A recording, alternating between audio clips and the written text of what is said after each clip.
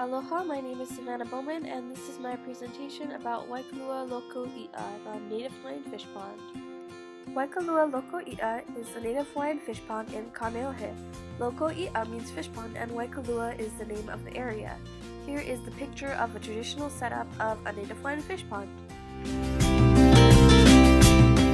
Here is the way to Waikalua from KCC. It takes 30 minutes to get there from KCC, but only about 20 from my house, which is just off the Pali.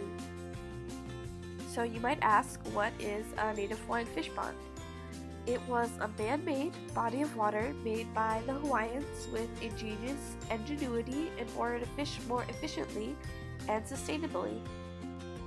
The Olelo Eau, or expression, Mauka A'i Kai, means from the mountains to the ocean, which refers to the Ahupua'a system that was the system Native Hawaiians used to divide up their land from the mountains to the ocean to make sure all of their resources were used.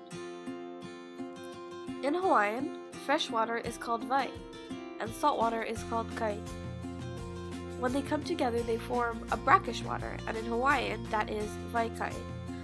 The Hawaiians were smart when they made the fish pond where fresh water meant salt water, because in brackish water, a really yummy algae form that fish love.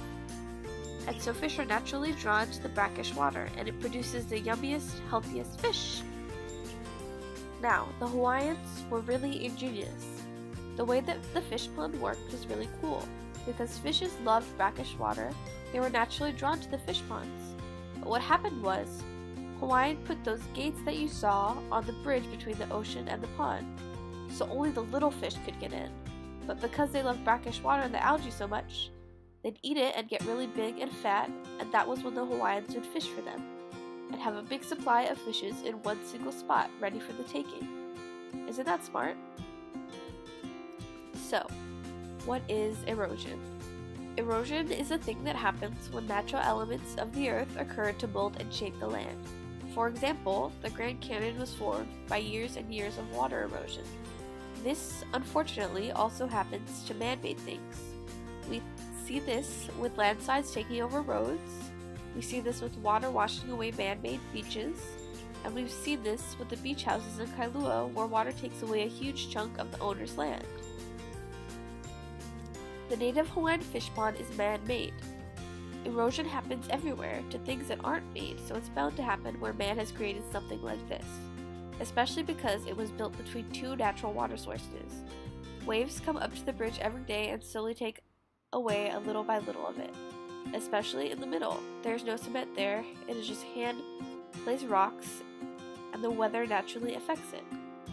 There used to be all coral here in the middle of the bridge, but when people started to take care of it again after the disconnect of Hawaiian culture, they thought they'd fill the middle with dirt to help stabilize the bridge. Now, because it's just placed dirt between the two bodies of water, it erodes quite quickly, so it'd have to be replaced quite often. Before, most volunteer work was just replacing the dirt, but now they're trying to get it back to the traditional walkway. So they have volunteers putting a layer of coral down on the top, so when the bottom sinks down because of the water erosion on the dirt, the coral will too, and they'll keep adding layers of coral so the middle will be more stable and will last longer, and won't have to be replaced as often. It will, however, erode eventually and will have to be replaced again, because everything that is constantly touched by waves will erode. So there's no cement between these rocks. You stack the rocks to fit appropriately. If not, it'll fall more easily when there are waves or storms. This is how Native Hawaiians sustained these Loko I'a for years. Of course, they're required to be looked after very closely in order to sustain, because of the natural weathering and movement of the rocks, but they stacked the rocks very thoughtfully and purposefully in order to ensure that they would stay firm in storms. Of course, natural erosion occurs, but they were smart and stacked strategically to do their best to prevent this from happening. To preserve this phenomenon, this generation and future generations will have to work hard against Mother Nature and erosion, fighting against the wall every day. Mahalo and ahui ho, thank you for watching.